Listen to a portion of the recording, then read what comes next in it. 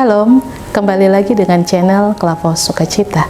Saya akan membagikan kebenaran firman Tuhan di hari ini. Namun sebelumnya mari kita berdoa. Ya Bapa, di dalam nama Tuhan Yesus Kristus, Tuhan dan Juru Selamat kehidupan kami, saat ini kami akan membaca bagian firman-Mu. Tuntunlah kami dengan kuasa Roh Kudus agar firman tersingkap, dan daripada penyingkapan firman-Mu bagi kami dapat menjalani segenap kehidupan kami di sepanjang hari yang Tuhan karuniakan. Demi Yesus Kristus firman yang hidup, kami berdoa. Amin. Firman Tuhan terbaca di dalam Injil Yohanes pasal 21 ayat yang ke-16. Demikian bunyinya, kata Yesus pula kepadanya untuk kedua kalinya, Simon anak Yohanes, apakah engkau mengasihi aku? Jawab Petrus kepadanya, benar Tuhan, engkau tahu bahwa aku mengasihi engkau. Kata Yesus kepadanya, gembalakanlah domba-dombaku. Demikian firman Tuhan. Dikatakan berbahagia adalah setiap kita yang telah membaca, mendengar, merenungkan, dan melakukannya di dalam kehidupan setiap hari. Pemirsa channel Klavos Sukacita yang diberkati Tuhan, dari bacaan kita Injil Yohanes pasal 21 yang dimulai dari ayatnya yang ke-15 sampai ayatnya yang ke-19 ini adalah pertanyaan yang Yesus berikan secara khusus kepada Simon Petrus setelah ia berjumpa untuk kesekian kali dengan murid-muridnya. Dan secara khusus dalam perjumpaan ini Yesus menekankan percakapannya, yakni sebuah pertanyaan yang diberikan kepada Simon anak Yohanes berkaitan dengan apa yang sudah pernah menjadi pernyataan Petrus, bahwa engkau adalah Mesias anak Allah yang hidup.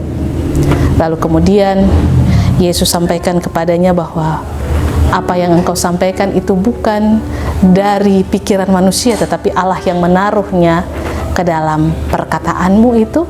Lalu kemudian di situ Yesus meneguhkan dia, engkau adalah Petrus, dan di atas batu karang ini aku akan mendirikan jemaatku. Nah, pernyataan itu yang seharusnya meneguhkan Petrus di dalam menjalankan kesetiaannya, tetapi itu menjadi berubah tatkala Yesus akan ditangkap, sehingga apa yang Yesus sampaikan juga kepada Petrus, bahwa engkau akan menyangkal aku 3 kali setelah ayam berkokok, itu pun menjadi sebuah kenyataan. Dan pada saat penyangkalan itu membuat Petrus menjadi sangat malu, membuat Petrus menjadi merasa bahwa dia adalah seseorang yang tidak berguna. Tetapi kemudian Yesus tahu tentang apa yang sudah ditetapkannya kepada Petrus, bahwa di atas batu karang, engkau adalah batu karang, dan di atas batu karang ini aku akan mendirikan jemaat. Oleh karena itu, Yesus harus lebih meneguhkan Petrus lagi. Dan pertanyaannya yang berulang sampai 3 kali, apakah engkau mengasihi aku? Itu supaya lebih mengingatkan Petrus berkaitan dengan apa yang sudah Yesus tetapkan kepadanya, tapi juga apa yang sudah menjadi kesetiaan Petrus selama ini, bahwa dia rela untuk membela Yesus, dan dia sendiri menyatakan bahwa jika engkau harus menderita sekali-kali itu tidak akan terjadi, sebab aku akan ada untuk dirimu. Lalu kemudian Yesus menghardik iblis yang ada pada Petrus, penyahlang iblis, sebab engkau tidak tahu apa yang sedang dirancangkan Bapakku. Dari sini sebenarnya pertanyaan yang Yesus sampaikan kepada Petrus bukan untuk mau membuat Petrus merasa lebih bersalah lagi, sebab Yesus tahu kelemahan kita sebagai manusia. Tetapi dari apa yang sudah Petrus lakukan dengan penyangkalannya kepada Yesus, Yesus mau lebih meneguhkan Petrus lagi. Ketakutan bisa membuat orang berubah, kekhawatiran bisa membuat orang berubah.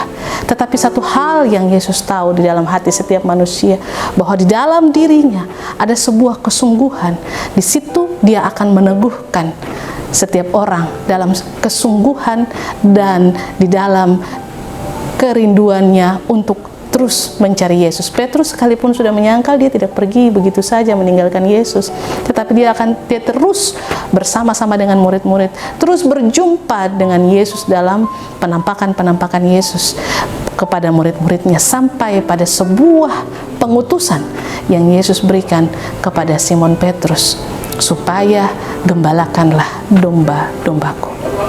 Pemirsa channel Klavos Sukacita, penugasan Tuhan berikan kepada kita dalam tugas dan tanggung jawab kita, apapun kita, sebagai ibu rumah tangga, bapak rumah tangga, sebagai orang tua, sebagai pemuda-pemudi, orang-orang yang bekerja, orang-orang yang melayani, orang-orang yang diberikan tanggung jawab. Ada penugasan dalam kehidupan kita untuk menggembalakan domba-domba. Domba-domba itu bukan hanya jemaat yang dikatakan domba, tapi juga ada keluarga kita, ada anak-anak kita, ada suami, ada istri kita, ada rekan-rekan sekerja kita, ada rekan-rekan sepelayanan kita, ada juga yang tadi saya bilang jemaat kita. Ada orang-orang yang kita pimpin, ada orang-orang yang bersama-sama dengan kita dalam setiap tanggung jawab kita.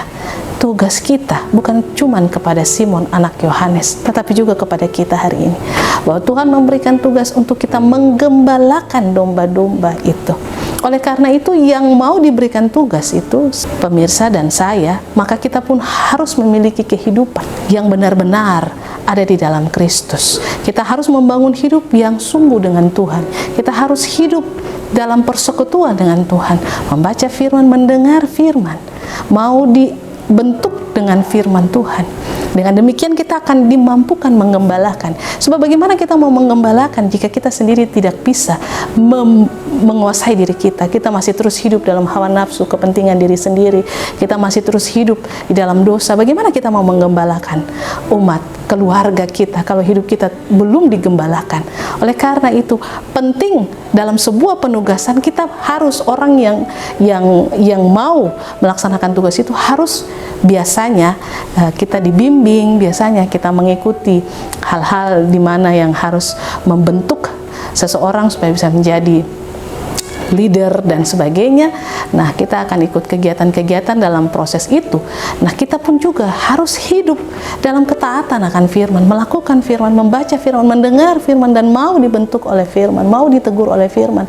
Dengan demikian kita akan menjadi gembala-gembala yang mampu untuk menggembalakan kawanan domba milik Allah, keluarga kita, jemaat kita, tempat di mana kita bekerja dan berkarya. Kita akan dimampukan untuk itu.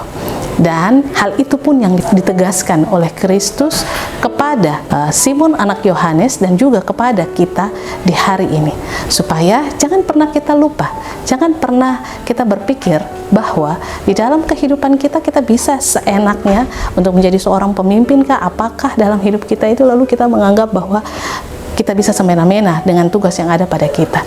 Ingat bahwa apakah itu jabatan atau tanggung jawab yang diberikan, itu adalah tugas menggembalakan domba-domba. Karena itu jangan salah di dalam bertindak, berpikir, dan mengambil segala keputusan-keputusan.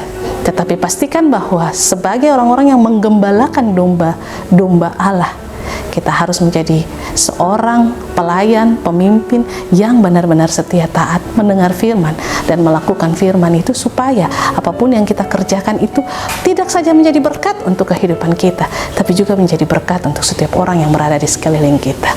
Tuhan memberkati kita dengan firman-Nya. Amin. Mari kita berdoa. Terima kasih Tuhan untuk kebenaran firman yang telah kami baca, dengar, dan renungkan. Jadikanlah kami sebagai hamba-hamba, anak-anak Tuhan yang senantiasa menggembalakan, baik itu keluarga kami, jemaat kami, rekan-rekan sekerja kami, bahkan pun juga karyawan kami, orang-orang yang kami pimpin.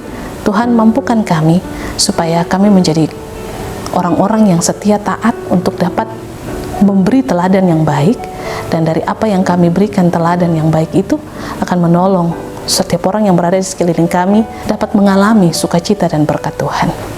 Biarlah di sepanjang hari ini kami mengingat firman Tuhan, dan kami belajar dari firman itu sendiri untuk menjadi hidup kami, untuk mengerjakan segala hal yang Tuhan hendak buat dalam hidup ini, dan supaya melalui kami segala sesuatu yang Tuhan kehendaki itu pun juga terlaksana.